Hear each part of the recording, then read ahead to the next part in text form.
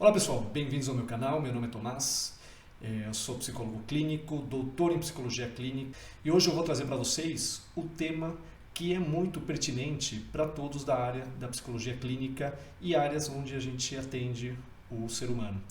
O tema de hoje é sobre o problema da psicologia explicativa, o problema dos modelos explicativos diretamente direcionados ao quê? À clínica terapêutica, à clínica psicológica. Então, qual que é o maior problema em relação às teorias explicativas? Basicamente, o que acontece? Uma teoria explicativa vai te dar todo um enquadramento para poder observar o que é o ser humano. Em relação a isso, tá ok.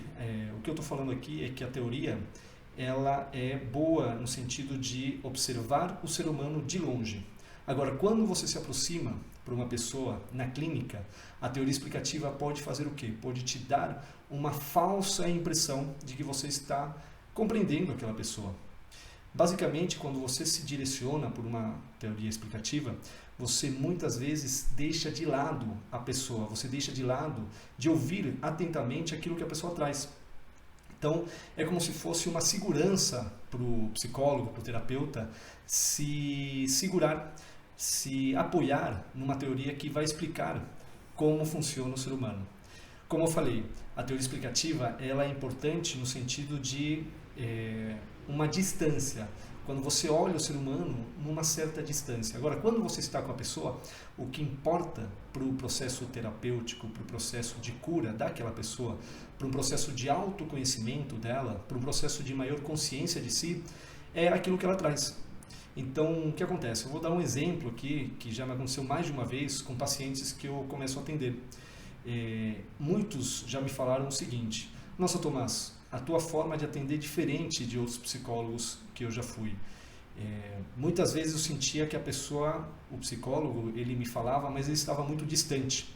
Como se ele, cada vez que fosse me responder alguma coisa, como se cada vez que ele fosse dizer, apontar algo, ele saísse desse lugar da relação para ficar pensando algo. Então, qual que é a minha interpretação disso? Que o terapeuta, o clínico, quando ele vai buscar uma resposta teórica, ele deixa de estar próximo da pessoa. E a pessoa sente isso. Então, o clínico, ele vai buscar uma resposta teórica dentro do seu conhecimento, mas vai deixar de lado a pessoa que está lá. Ele vai deixar de lado, muitas vezes, de ver o que mais importa para aquela pessoa que está trazendo um tema, que está colocando um conteúdo em relação à sua história de vida, em relação à sua forma de absorver as crenças dos meios onde ela está. Então, qual é o problema disso?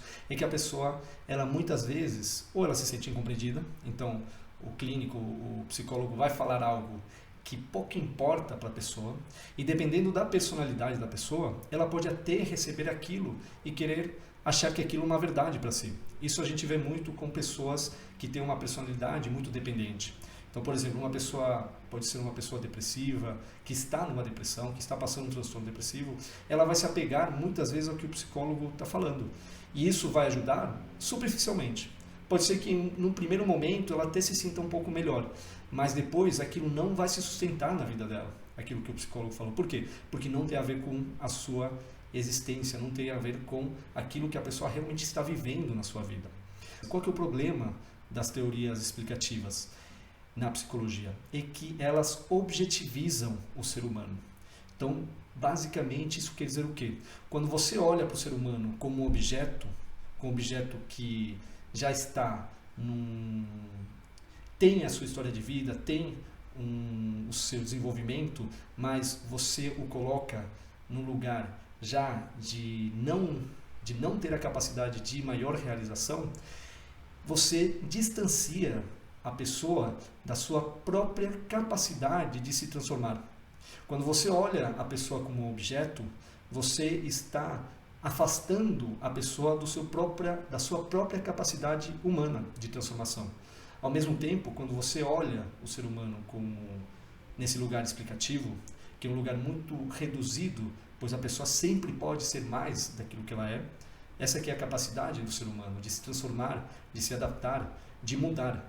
Quando você olha de uma forma muito objetiva, muito quadrada, você está indiretamente falando para aquele paciente, para aquele cliente, que ele não é capaz de se transformar, que ele não é capaz de mudar, de curar. Por outro lado, se a gente vai ver a epistemologia das teorias explicativas, basicamente de onde surgem o contexto teórico do modelo psicológico mais tradicional, porque basicamente todos os modelos que a gente encontra nas faculdades, eles se originam das ciências positivistas. E qual que é o problema disso? É que o ser humano ele é muito mais do que meramente um olhar reducionista sobre formas de ser que vêm de uma causa e consequência. Nós, todos os seres humanos, e agora eu vou falar um pouco sobre a visão mais fenomenológica, temos um corpo, somos um corpo. Esse corpo em transformação, esse corpo que está sempre a mudar, a absorver os meios e que carrega toda uma história de vida e que carrega também toda uma informação que vem do seu código genético. Tudo isso se manifesta no presente. Porém, além desse corpo, a gente tem uma consciência.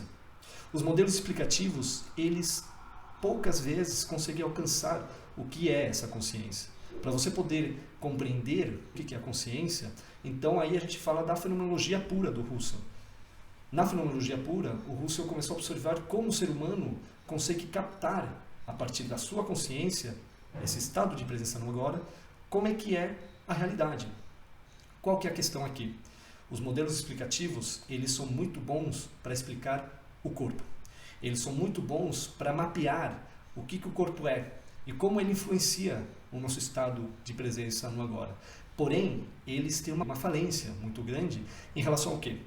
Em relação à nossa capacidade de fazer escolhas, em relação à nossa capacidade de poder olhar para si e ir transformando, ir modificando esse estado de presença no agora e as influências desses automatismos que o corpo promove no agora.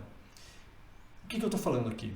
Qual que é o problema, então, dentro do que é a clínica? E que quando eu me direciono para um paciente, para um cliente, me apoiando de um modelo explicativo, eu muitas vezes vou acabar perdendo aquele paciente. Por que eu vou perder ele? Porque a outra pessoa, o paciente, o cliente, ele sente quando o terapeuta, o psicólogo, está presente, está junto dele durante a sessão. Esse por um lado. Por outro lado, quando estou numa relação com o paciente, com o cliente, me apoiando de um modelo explicativo, eu estou muito mais atento naquilo que a teoria vai me dizer sobre o que está acontecendo com o paciente. Então, basicamente, estou sempre passo à frente do paciente, porque ele fala alguma coisa, eu já quero dar uma resposta explicativa. Então, a gente também entra nesse ponto onde somos ensinados dentro do que é a formação em psicologia. Geralmente nos ensinam o quê? A que o especialista ele tem que dar respostas. E a pessoa que chega no atendimento clínico, no atendimento terapêutico, ele muitas vezes quer essa resposta do terapeuta, quer essa resposta do psicólogo. Mas quando estamos dando essas respostas, quando nos direcionamos sobre essa influência social, onde o terapeuta, onde o profissional, o psicólogo, o especialista, ele é o contentor do saber, então nós também estamos nos influenciando por essa forma de ser que tem pouco a ver com o processo de uma autopercepção de si, com um processo de cura sobre si mesmo, que é o processo clínico, que é o processo terapêutico. Então, quando estamos nos influenciando por essa forma de ser, onde eu tenho que dar respostas ao que o meu paciente, o meu cliente traz, eu não estou dando um espaço para que ele possa se enxergar, um espaço onde ele possa se ver, um espaço onde ele possa assumir a sua responsabilidade sobre as suas escolhas. Esse é um dos grandes pontos também que é muito importante ressaltar aqui, porque muitas vezes eu conheço pessoas que fazem terapia e que me falam, olha, eu não posso fazer uma escolha antes de falar com o meu psicólogo ou com a minha psicóloga. O que está por trás disso? Mostra uma dependência, mostra que o psicólogo, ou a psicóloga, sem ter essa intenção, ela promove um espaço onde a pessoa precisa do profissional, para quê? Para poder fazer escolhas sobre si mesmas. Numa vertente fenomenológica existencial, se promove exatamente o contrário, que a pessoa seja livre, que a pessoa tenha um conhecimento de si, que a pessoa possa estar consciente do que ela mesmo quer para si. Então se promove o quê? Uma sinceridade consigo mesmo. Isso se dá como? Acolhendo o que a pessoa traz, ajudando com que a pessoa reconheça o que ela quer, trazendo os medos que a pessoa carrega da sua história de vida, conflitos, ambiguidades, entre outras questões, para que ela enxergue claramente o que ela tem sobre si mesmo, as influências que ela carrega sobre si mesmo, que vem da sua história de vida, e como isso está influenciando a sua forma de fazer escolhas. Reparem só, o que é promovido aqui é uma liberdade consigo mesmo, mas essa liberdade, como ela chega até a pessoa? Quando ela se apropria sobre a sua existência, quando ela deixa de culpar os outros sobre o que lhe está acontecendo, quando ela compreende ou ela aceita o seu passado, ela compreende que a história de vida dela teve uma trajetória, teve situações difíceis, mas, sobretudo, o que ela faz com isso? Para quê? Para que ela possa escolher o seu destino, para que ela possa se direcionar aonde ela quiser ir. Claro, em relação ao quê? Ao seu contexto real, situacional, cultural e social. É só a partir dessa autorresponsabilidade de si que a pessoa vai conseguir dar os passos para a sua liberdade. Então, esse é um modelo compreensivo. Faz com que a pessoa consiga se enxergar dentro da sua própria realidade. E que quando a gente observa a partir de um olhar fenomenológico, de um olhar onde eu deixo de lado aquilo que eu conheço, a teoria que eu carrego da minha história de vida e de conhecimentos que eu possa ter aprendido, quando eu deixo isso de lado e me aproximo da pessoa, vai se mostrando um ser que tem uma essência ética. E essa essência ética se aparece como? Essa essência ética, ela se mostra nas escolhas que a pessoa vai fazendo. A própria pessoa, se ela olha internamente para si, ela sabe o que ela precisa fazer na sua vida. O problema é que ela está carregada de muitas influências que acabam lhe criando conflito, criando medos, desenvolvendo uma série de questões onde a pessoa tem mais dificuldade em olhar para esse campo próprio de si mesmo.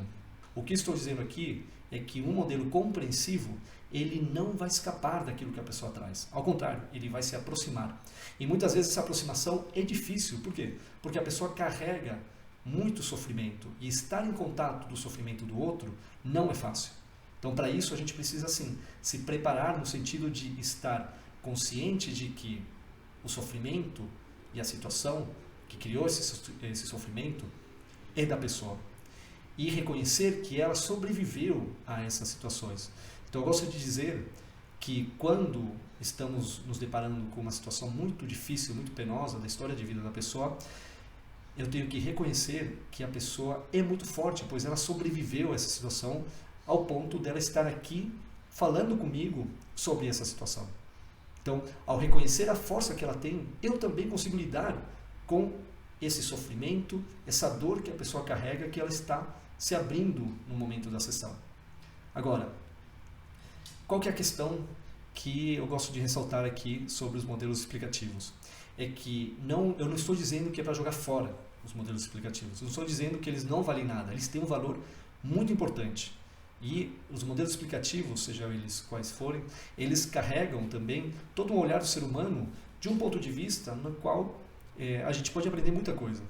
Qual é a questão? É não se colocar como alguém, como um terapeuta, como um psicólogo, que precisa estar dando explicações e que vai colocar a teoria na frente do cliente, do paciente, na frente daquele ser humano que, na sua história de vida, na sua relação com o mundo, na sua influência que ela carrega da relação com a sua família, da relação com o seu ambiente socio-histórico, cultural, ela acaba tendo uma teoria que é única dela.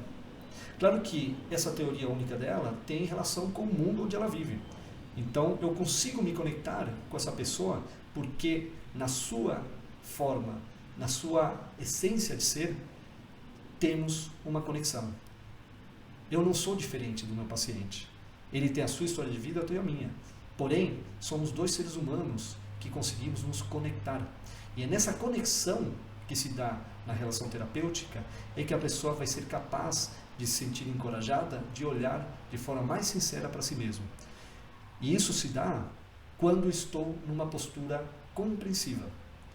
E essa que é a grande questão. Quando eu me coloco numa postura explicativa, eu me distancio dessa relação humana do outro. Agora, quando eu me coloco numa relação com o outro de maneira compreensiva, quando eu não quero explicar, quando eu não estou pronto para dar qualquer tipo de resposta, mas ao contrário, quando eu me coloco num lugar de querer compreender, de ouvir aquilo que a pessoa traz. E quando aqui eu falo ouvir, é estar atento àquilo que a pessoa está dizendo. Quando eu falo que estar atento, quer dizer o quê? Quer dizer que eu vou acompanhar aquilo que a pessoa traz. Eu vou querer saber mais sobre aquilo que a pessoa está falando.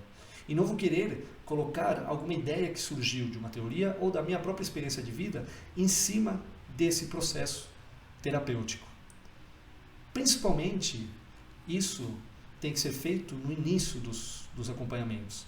Claro que à medida que eu vou conhecendo a pessoa, eu posso trazer, fazer pontes interpretativas dentro daquilo que a pessoa já me falou. Então, aí vai sendo o quê? Eu vou mostrando para a pessoa aquilo que já ficou claro para mim, daquilo que ela já me contou da sua história de vida, da forma que ela é. Então, isso também vai se dando de maneira muito natural dentro de uma sessão terapêutica, dentro de uma sessão clínica. Então é isso, pessoal. Hoje eu falei um pouco sobre questões que eu vejo que são muito pertinentes para podermos, para o clínico, um terapeuta, um psicólogo, conseguir ter um atendimento de maior qualidade humana e dessa forma promover um olhar sobre si mesmo mais profundo para o cliente, para o paciente, e assim que ele consiga ter um olhar de si sincero e poder fazer as escolhas na vida dele dentro daquilo que ele quiser e desejar. Dessa mesma forma, a pessoa ela vai se abrindo para promover esse estado de transformação e de cura que é desenvolvido numa clínica terapêutica. Então é isso, pessoal. Espero que tenha gostado. Quem gostou, dê like, compartilhe, comente. Isso ajuda muito o canal a se promover e que chegue a mais pessoas dentro do YouTube. Então, até mais. Até a próxima.